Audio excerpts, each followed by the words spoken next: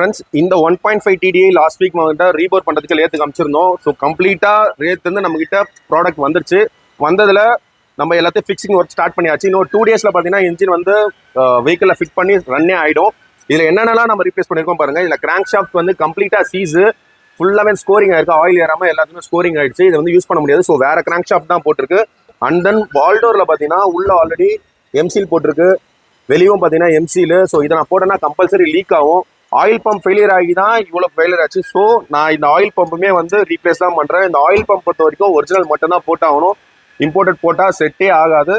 And oil பம்போட belt இதுவும் replace பண்ணுறேன். இது இல்லாமல் timing kids, EGR, water pumps இது எல்லாமே நம்ம ரீப்ளேஸ் பண்ணுறோம். இப்படி பண்ணால் மட்டுமே தான் நமக்கு வந்து ஒரு அட்லீஸ்ட் ஒரு 1 lakh கிலோமீட்டருக்கு வந்து ப்ராப்ளம் இல்லாமல் இருக்கும். அடுத்த டைமிங் சைன் மாற்ற வரைக்கும் ப்ராப்ளம் இல்லாமல் ஓடும். ஸோ இந்த மாதிரி உங்கள் வெஹிக்கிளில் என்ன கம்ப்ளைண்ட்ஸ் இருந்தாலும் நம்ம ஸ்டேஜ் பை ஸ்டேஜாக அனலைஸ் பண்ணி பண்ணலன்னா கண்டிப்பாக இந்த வெஹிக்கிள் பொறுத்த வரைக்கும் செலவுமா வச்சுக்கிட்டே தான் இருக்கும். நீங்கள் இந்த ஒரு சில வெஹிக்கிள்லாம் பார்த்தீங்கன்னா இதெல்லாம் ஃபெயிலியரே ஆகாது. ஸோ அந்த வண்டிக்கு ரீபோர் பண்ணனா ஒரு 70,000 80,000 பண்ணிடலாம். பட் இந்த வெஹிக்கிளில் மோஸ்ட் ப்ராப்ளி ஒரு 50% ஆஃப் ஸ்பேர் வந்து எல்லாமே ஸ்பாயில் தான். ஸோ இதோட ரீபோர் ரேட் வந்து டிஃபரன்ஷியேட் ஆகிட்டே இருக்கும். கமெண்ட்ல இதோட ரேட் என்னன்னு சொன்னால் ஒரு வெஹிக்கிளுக்கு ஒரு மாதிரி வந்துகிட்டே தான் இருக்கும்.